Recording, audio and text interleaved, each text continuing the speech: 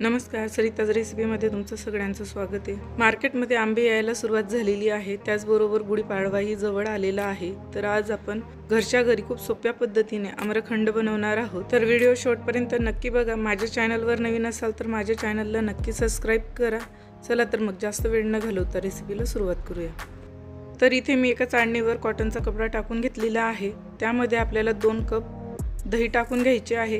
दही आपल्याला फ्रेश घ्यायची आहे। दहीला मुरून 1 किंवा 2 दिवस झालेले असतील तर ती दही इथे चालेल, पण त्यापेक्षा जास्त दिवस राहिलेली दही ही आंबट लागते, त्यामुळे ती आपल्याला वापरायची नाहीये। आता इथे दही सगळे आपण टाकून घेतलेले आहे आणि अशा प्रकारे आपल्याला हा कापड धरून यामधलं सगळं पाणी आपल्याला काढून घ्यायचं आहे, किंवा मग तुम्ही 3 ते 4 तासासाठी गाठ मारून यावर वजन ठेवून यातलं सगळं पाणी काढून घेऊ शकतात। तर इथे आपण अशा प्रकारे सगळं पाणी काढून घेणार आहोत। तर सगळं पाणी इथे काढून झालेलं आहे। आता आपण गाठ सोडून इथे पाहणार आहोत। तर इथे आपला चक्का हा तयार झालेला आहे। आता या चक्क्याला कापडातून आपण एका भांड्यात काढून घेणार आहोत।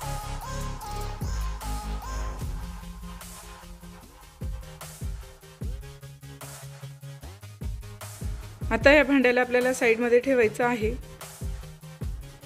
आता मी इथे 2 केसर आंबे घेतलेले होते, त्यांना स्वच्छ धुवून त्यांचं साल काढून घेतलेलं आहे।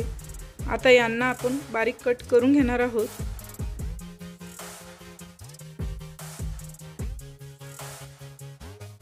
तर अशा प्रकारे मी यांच्या फोडी तयार करून घेतलेल्या आहेत। आता यांना आपल्याला मिक्सर जार मध्ये टाकून घ्यायचं आहे।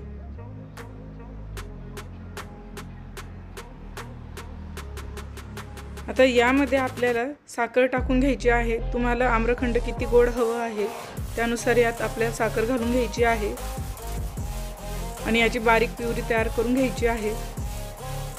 तर तुम्ही इथे पाहू शकता आंब्याची छान अशी बारीक प्युरी तयार झालेली आहे। आता आपण पुढची प्रोसेस करूया।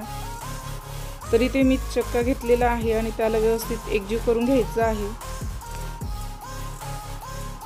त्याला फेटून घेतल्यानंतर आपल्याला त्यामध्ये आंब्याची जी प्युरी तयार करून घेतलेली होती ती व्यवस्थित एकजीव करून घ्यायची आहे आणि याला छान असं फेटून घ्यायचं आहे।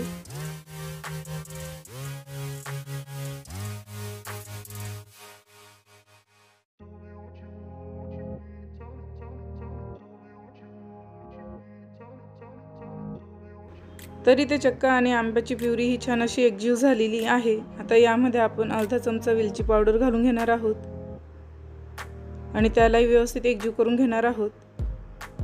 तर इथे खूप सोप्या पद्धतीने आपण आम्रखंड तयार केलेलं आहे। आता आपण याला एका डिश मध्ये काढून घेणार आहोत। अशा प्रकारे फ्रेश असं आम्रखंड आपण घरच्या घरी खूप सोप्या पद्धतीने तयार करू शकतो। बनवायलाही जास्त वेळ लागत नाही, त्याचबरोबर खायलाही खूप टेस्टी लागतं। या गुढीपाडव्याला तुम्ही ही आम्रखंडाची रेसिपी नक्की ट्राय करा आणि कमेंट करून मला सांगायला विसरू नका ही रेसिपी कशी झाली आहे। आता यावर आपण सजावटीसाठी बदामाचे काप घालून घेणार आहोत। तुम्ही जर माझ्या चॅनलवर नवीन असाल तर माझ्या चॅनलला नक्की सबस्क्राइब करा। तुम्हाला जर हा व्हिडिओ आवडला असेल तर व्हिडिओला लाईक करायला विसरू नका। असेच छान छान नवनवीन व्हिडिओज पाहण्यासाठी बेल आयकॉनला प्रेस करून ठेवा, म्हणजे मी व्हिडिओ अपलोड केल्यावर तुम्हाला नोटिफिकेशन मिळेल।